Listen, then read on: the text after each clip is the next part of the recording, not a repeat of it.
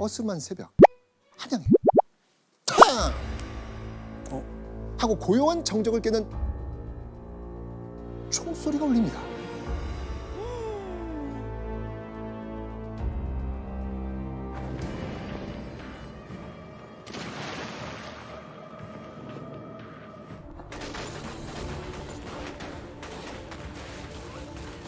바로 일본군이 경복궁에 무단 침입을 한 겁니다.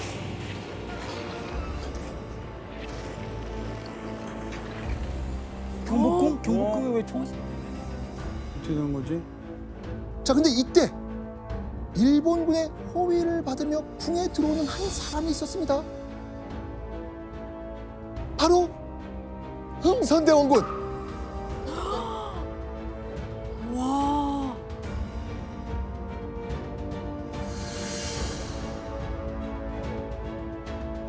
1894년에 그 유명한 한국사에서 중요한 사건이 터지죠. 동하 농민운동.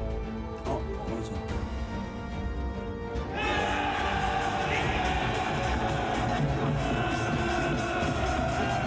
근데 이 동학 농민군이 확 하고 일어나는데 조선 정부는 진압을 할 수 있는 힘이 없는 거예요. 그래서 이번에도 청나라에 도움을 줘. 청나라 군대가 왔어요. 근데 문제는 이번에는 일본이 그걸 빌미로 해서 그럼 우리도 조선의 군대를 보낼래 하고 조선에 또 일본군을 보내요. 근데 일본군이 동학 농민군을 상대하는 게 아니라 그대로 서울로 와가지고 경복궁을 점령해버리고 조선 정부를 차지한 겁니다. 근데 문제는 이건 굉장히 무리수잖아요.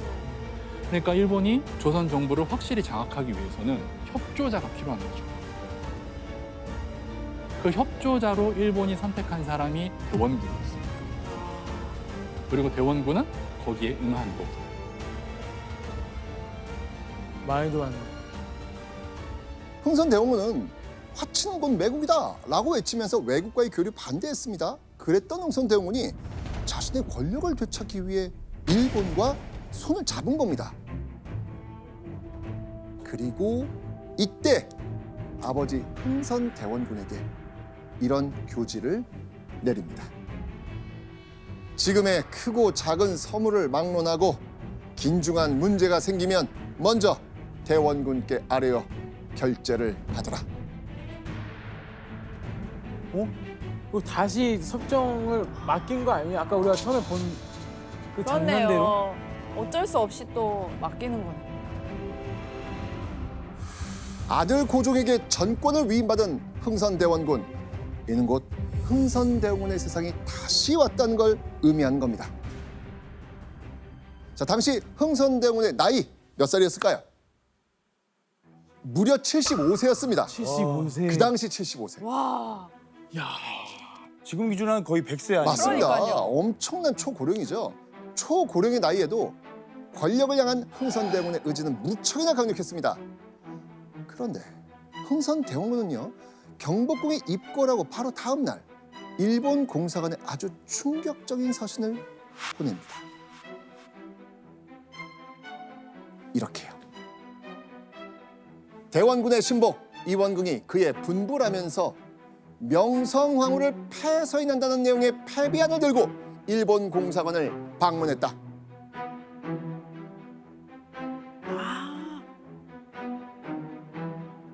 고종이 흥선대원군에게 전권을 위임했다고 해도 이때 실제로 조선 조정은 일본이 장악하고 있었거든요. 심각한 사안에 대해서는 일본의 사전 동의가 반드시 필요했습니다. 그래서 흥선대원군이 일본 공사관에 명성황후에 대한 패비 요청을 했던 것이죠. 야, 그렇게 막 명성황후한테 마누라를 드디어 또 이렇게. 편지 썼던 분이 대박이다. 권력을 잡으니까 바로 내치네요. 무서운 사람이네, 무서운 사람 진짜. 자, 그런데 일본 공사관 측은 흥선대원군의 패비 요청을 거절했습니다. 자, 그러자 흥선대원군은요, 명성황후 주변으로 눈을 돌립니다. 없는데? 민씨 집안. 맞습니다. 민씨. 흥선대원군은 곧바로 민씨 세력 축출에 들어갑니다. 자, 민씨 세력들은요, 백성들의 삶을 어렵게 만들었다는 이유로 파직되거나 투옥되거나 유배형을 받습니다. 와. 자, 이 소식을 듣게 된 아들 고종. 이때 기분도 어땠을까요? 막 심장 번호번호 뛰고 다시 답답해. 아 막 옛날 악몽 떠오르면서 아 막 미치는 느낌? 그렇죠. 조선 조정에 복귀하자마자 민씨 세력을 몰아낸 흥선대원군.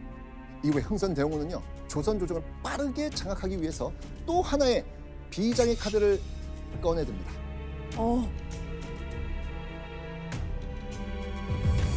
바로 이준용, 흥선대원군의 손자입니다.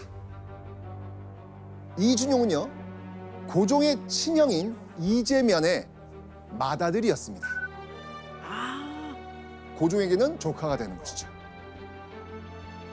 흥선대원군은요, 가장 먼저 이 손자 이준용을 권력의 심장부인 이곳에 노골적으로 밀어넣습니다. 바로 여기입니다. 군국기무처. 군국기무처는요, 일본이 경복궁을 점령한 이후에 조선의 정치, 군사에 대한 사무를 담당하기 위해 세운 최고의 정치 기관입니다. 자, 그렇게 이준용을 오른팔로 삼은 다음에 흥선대원군이 하려고 했던 일은 무엇이었을까요? 이야 설마.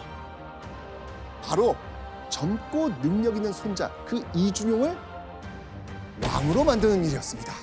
와. 아, 이게 대박이다. 그리고 이후에 손자를 도와준다는 명목으로 영향력을 행사하겠다라는 속셈이었던 거죠.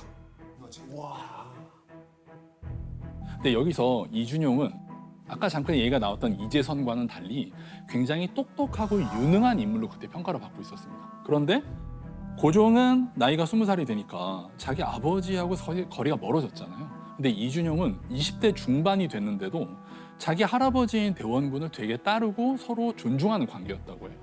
그래서 이준용을 왕위로 세우면 내가 안전하게 그 뒤에서 권력을 잡을 수 있을 것 같다라는 생각을 했던 것 같습니다. 와 진짜 지긋지긋하게. 아니 아들 입장에서. 아들 입장에서 이게 꿈에 나올 것 같아. 연세도 많을 텐데. 자, 아버지의 계획을 눈치챈 고종은요, 당연히 이준용을 군국기무처에 넣는 거 반대합니다. 하지만 고종의 주장은 철저히 묵살당합니다. 조선의 왕이란 타이틀이 무색하게 고종은 아버지 흥선대원군의 계획을 막을 힘이 없었습니다. 자, 그런데 흥선대원군의 간절한 바람은 얼마 지나지 않아 와르르르 무너져 내립니다. 왜냐하면 일본이 흥선대원군을 궁 밖으로 내쫓았습니다. 네. 왜 그러죠? 어떻게 좋았는데. 자, 그 이유는요, 바로 일본의 간담을 서늘하게 만든 한 통의 편지 때문이었습니다. 자, 일본의 간담을 서늘하게 한 편지, 그 내용은 과연 무엇이었을지 영웅 씨 한번 읽어주시죠. 일본인에게 아부하여 매국행위를 감행한 간악한 무리들을 하루빨리 일소하여 이 위기를 구제해 주시기를 피눈물로 기원하고 또 기원합니다.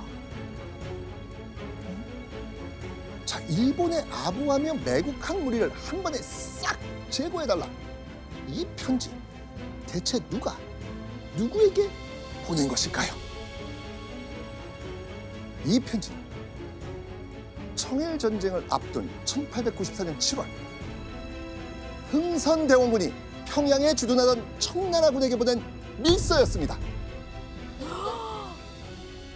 와. 일본의 힘을 빌려 정권을 장악한 흥선대원군. 하지만 자신이 온전히 조선 조정을 장악하기 위해서는 어떻게 해야 될까요? 일본이 나가야 돼요. 그렇죠. 그렇죠. 응. 정치 구단이었던 흥선대원군은요, 재빨리 머리를 굴립니다. 일본은 이제 이용할 만큼 이용해 먹었으니까 이제 일본을 몰아내야 되겠다고 결심을 한 거예요. 심지어 흥선대원군은요, 평양 감사에게 청일 전쟁이 발발하면 몰래 청나라를 원조하라는 밀서도 보냅니다. 와. 정치 구단 흥선대원군은요, 이재희 전략, 앞에선 일본에 협조하는 척하고 청나라의 손을 빌려서 일본의 뒤통수를 때리란 겁니다. 그런데 청나라 군대를 이용해서 일본을 몰아내려고 했던 흥선대원의 계획은 물거품이 되고 맙니다. 왜요? 갑자기? 일본을 쉽게 이길 거라고 믿었던 청나라 군이 맥없이 청일전쟁에서 밀려버리는 거예요. 와, 야. 그리고 얼마 지나지 않아서 흥선대원이 청나라에 보낸 밀서가 발각되고 만 겁니다. 와. 결국 흥선대원은요, 일본에 의해 조정에 복귀한 지 약 4개월 만에 다시 일본에 의해서 쫓겨납니다. 심지어는요, 아들 고종에 의해 흥선대원군의 공덕동 별장 아소당이라는 곳에 또 한 번 가택 연금을 당합니다.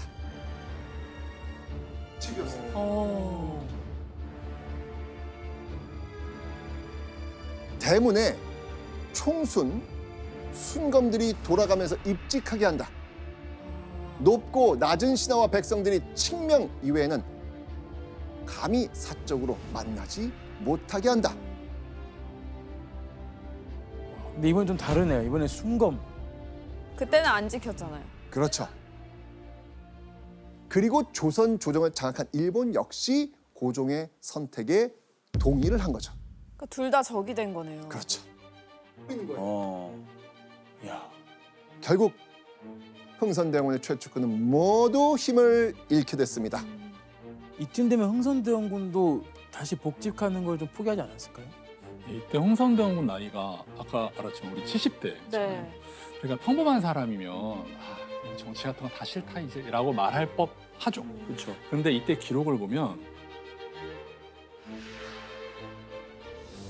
흥선대원군은 여전히 되게 정신이 총명하고 기력이 정정했다 이렇게 나와요. 아마도 이때 흥선대원군은 여전히 권력에 대한 의지를 포기하지 않고 지금 상황이 좀 안 좋으니까 기다리면서 기회를 보고 있었을 것 같아요. 그리고 이때 조선 사람들은 고종보다 흥선대원군이 권력을 잡았으면 좋았겠다라는 생각을 굉장히 많이 했었어요.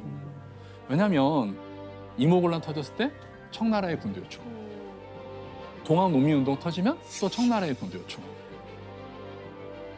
그러니까 많은 사람들이 흥선대원군이 뭔가 역할을 해줬으면 좋겠다라는 기대가 있었어요. 그래서 한편으로는 더더욱 이 권력에 대한 의지를 놓지 못하지 않았을까라고 생각이 듭니다. 신기하고 위대하더라. 뭐야? 아, 이런 거였다고 이게? 자신의 공덕동 별장 아소당에 갇혀 지내던 흥선대원군. 그런데요, 3개월이 지난 1895년 8월 갇혀 지내던 흥선대원군이 경복궁에 다시 모습을 드러냅니다. 와, 약간 거의 뭐 불사조네요. 자, 그런데 흥선대원군의 곁에는요, 또다시 일본인 무리가 함께였습니다. 오. 자, 흥선대원군은 왜 아들 부부가 있는 경복궁을 일본인들과 함께 찾은 것일까요?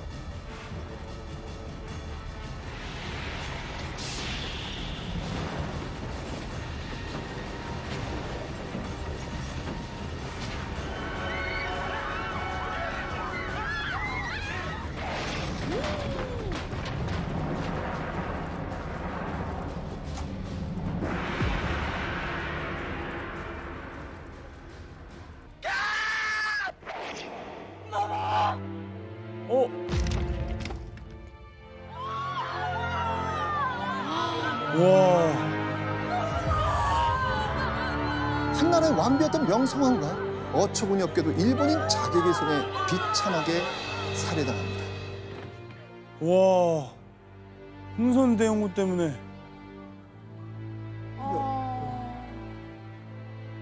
설마 지금 일본군과 흥선대원군이 한 편이 돼서 명성황후를 시해한 거예요?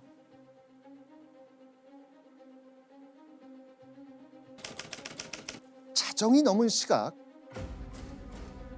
손에 칼을 쥔 일본군이 흥선대원군의 별장 아소당에 침입을 합니다.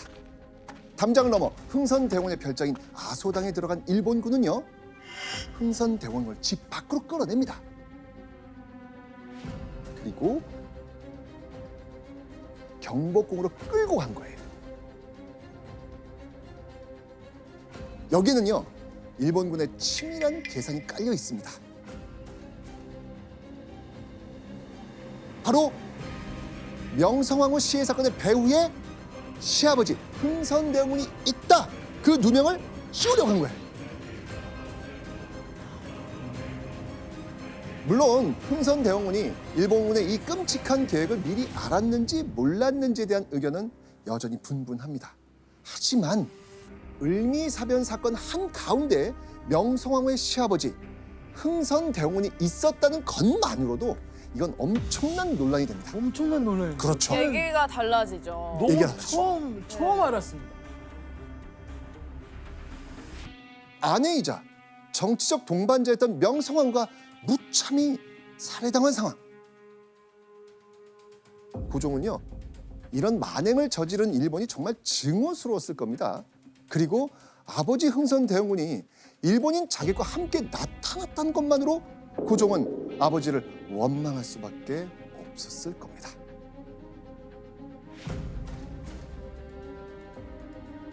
명성황후 시해 사건 이후에요, 흥선대원군과 고종 부자는 철천지 원수가 되고 맙니다. 또 흥선대원군은요, 명성황후 시해 사건의 주범이라면서 백성들에게도 손가락질 받습니다. 이후 흥선대원군은 아들 고종에 의해 또 한 번 가택 연금을 당합니다. 그렇게 다신 못 볼 사이가 돼버린 흥선대원군과 고종. 을미사변이 일어나고 약 3년이 지난 1898년경부터 흥선대원군은 병을 얻어 운현궁에서 알아눕고 맙니다. 생의 마지막을 맞기 전에 아들과의 화해를 원했던 걸까요? 흥선대원군은 병이 깊어질 무렵 이런 말을 남깁니다.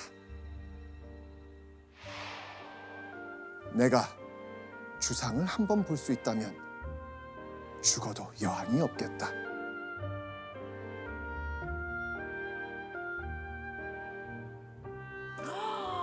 아, 그 말. 흥선대원군이 이제 아버지로서 이제 아들과 이제 이별을 해야 되는 순간이 온 거라. 그러니 마지막으로 한 번은 아들 한 번 만나고 싶었던 거예요. 와, 이제 이 권력, 내가 추구했던 것, 이거는 다 이제 허하다, 이제 필요 없다고 느끼니까 그렇죠. 아마 그 아들 생각난 게 아니겠죠? 그러기에는 너무 너무, 길을 너무 강을 넘었어요. 왔어요. 결국 고종은 아버지 흥선대원군의 부탁 들어주지 않습니다. 끝까지 들어주지 않습니다. 그런데요, 화가 풀리지 않았는지 고종은 심지어 아버지 흥선대원군의 장례식에도 오지 않습니다. 와,